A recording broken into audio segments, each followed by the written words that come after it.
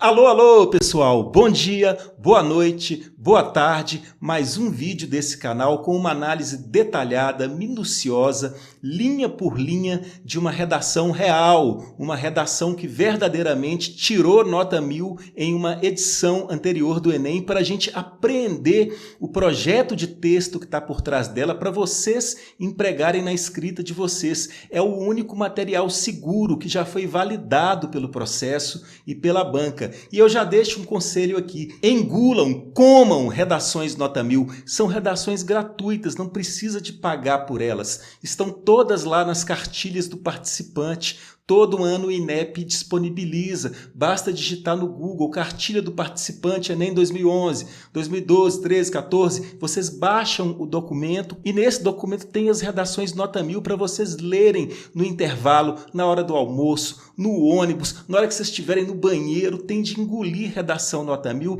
e o mais importante, tentar entender que técnicas são utilizadas ali, como se faz a introdução, o desenvolvimento, a conclusão, que projeto de texto está por trás. E eu faço esses vídeos para ajudar nesse sentido, para ajudar na leitura produtiva de vocês. É por isso que a cada vídeo eu trago uma redação, deixo ela aqui fixada no topo dos comentários para vocês lerem e relerem várias vezes, assistirem e reassistirem esse vídeo também muitas vezes, porque eu coloco na tela aqui também, à medida que eu vou lendo linha a linha, o projeto de texto para vocês printarem. Então chega de enrolação, vamos para a tela analisar essa redação aqui que é maravilhosa e vai ajudar muito a escrita de vocês, eu tenho certeza. Trata-se, pessoal, da redação da Beatriz Albino Servilha, do Enem de 2017, que ela intitulou de Educação Inclusiva. Porém, antes de ler, a gente tem de ter uma noção do que foi o tema que caiu naquele ano. O tema foi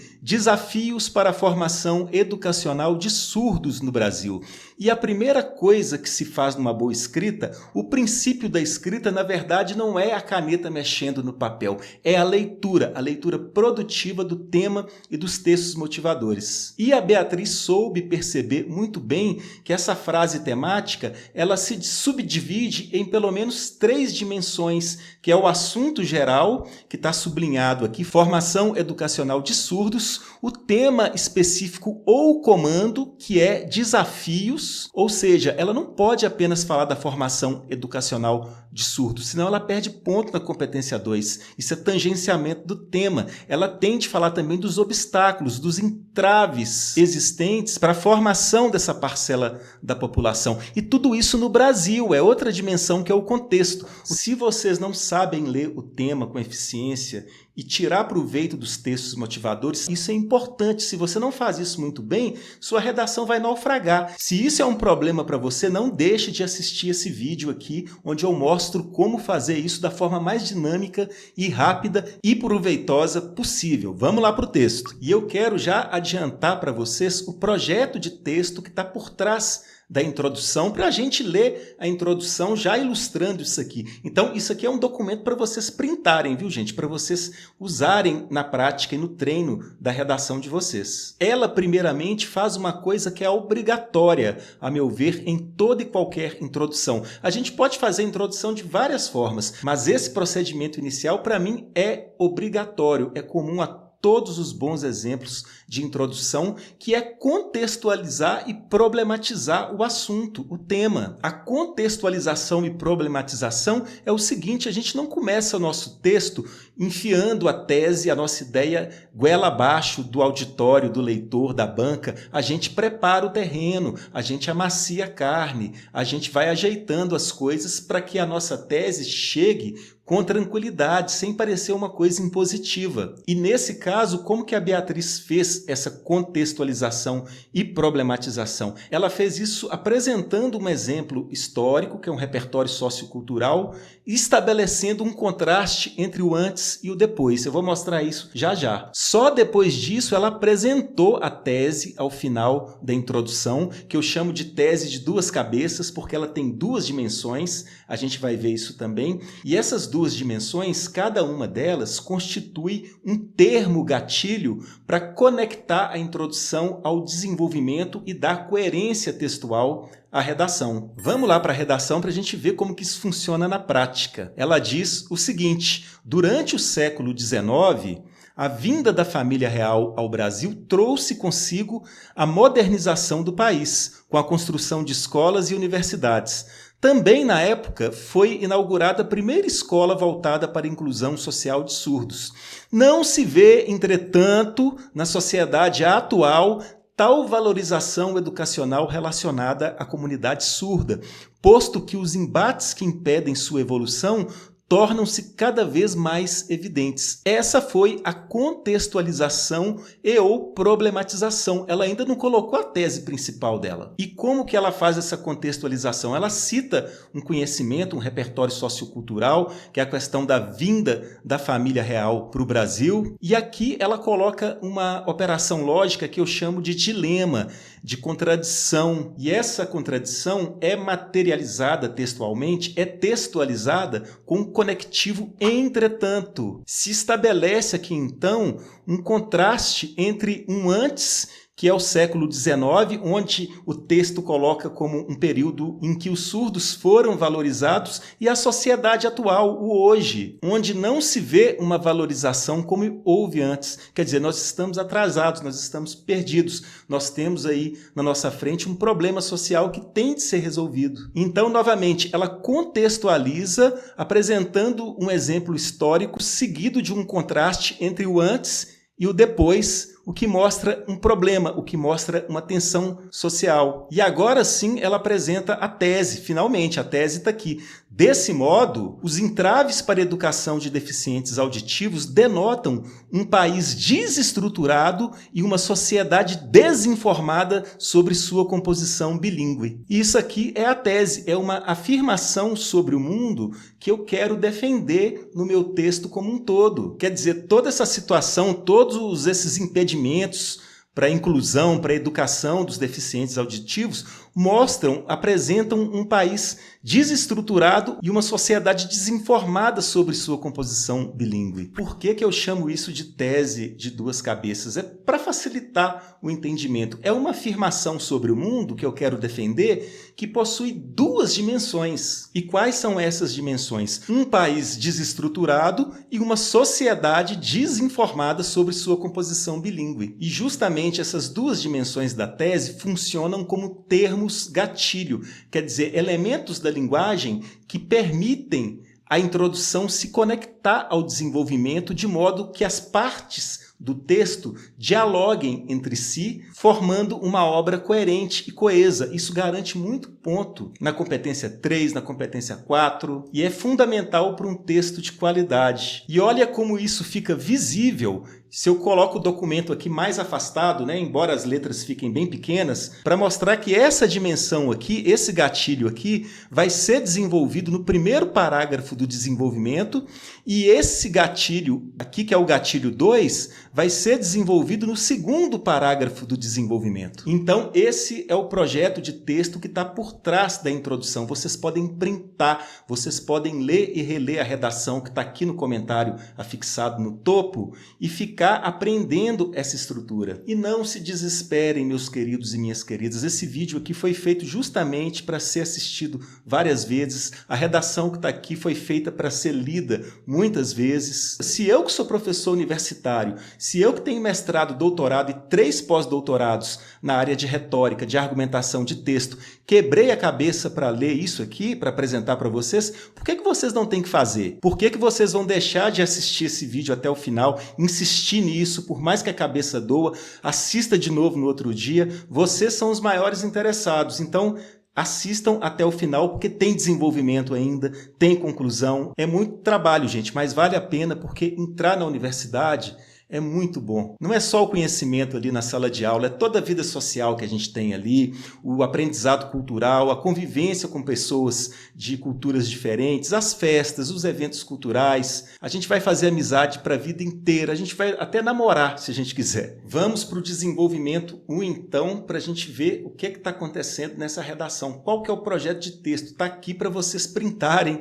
mais uma vez, viu, gente? Vou até me afastar para cima aqui para ficar mais claro para vocês. O que ela faz no desenvolvimento 1? Ela retoma e reformula o gatilho 1 da introdução. A princípio, né, um conectivo interparágrafo, que é bem importante a gente materializar no nosso texto, porque indica que uma coisa nova virá pela frente. A princípio, a falta de profissionais qualificados dificulta o contato do portador de surdez com a base educacional necessária para sua evolução social. O que ela faz aqui então? Ela retoma esse gatilho aqui do país desestruturado, mas já retoma enriquecendo, parafraseando, especificando esse gatilho, né, que é o fato de a falta de profissionais qualificados dificultar o contato do portador de surdez com a base educacional necessária para a sua evolução social. E agora ela tem de mostrar o porquê disso, ela tem de argumentar, né? Ela retomou e reformulou o gatilho 1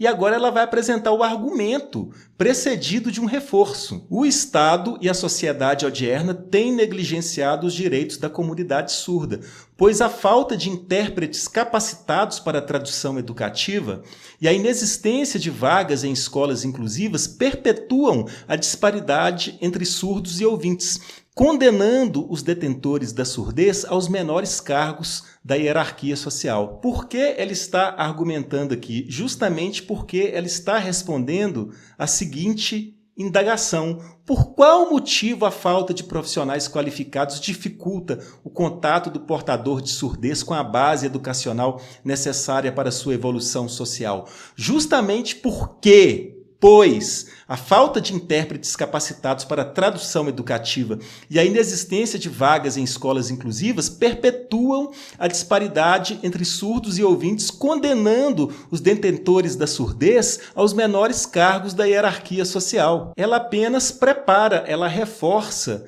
esse argumento com esse início aqui: o Estado e a sociedade odierna têm negligenciado os direitos da comunidade surda, que nada mais é do que uma especificação também de a gente ter um país desestruturado, como foi dito lá na introdução. E ela termina o parágrafo com uma tese bônus, com uma pequena reflexão crítica sobre tudo isso. Vê-se, pois, o quanto é paradoxal, o quanto é grave, né, em um Estado democrático que ainda haja o ferimento de um direito previsto constitucionalmente, o direito à educação de qualidade. E calma, pessoal, isso não é para aprender automaticamente assistindo esse vídeo. Esse vídeo é um guia, é uma orientação. O material está aqui para vocês printarem. A redação está aqui fixada no comentário. O negócio agora é ter disciplina e constância. Assistir esse vídeo de novo, ler e reler a redação, praticar a escrita, reescrita, a revisão textual constantemente, toda semana. É assim que a gente progride no nosso texto. E a pergunta que não quer calar é o seguinte: o que ela fez de tão bem feito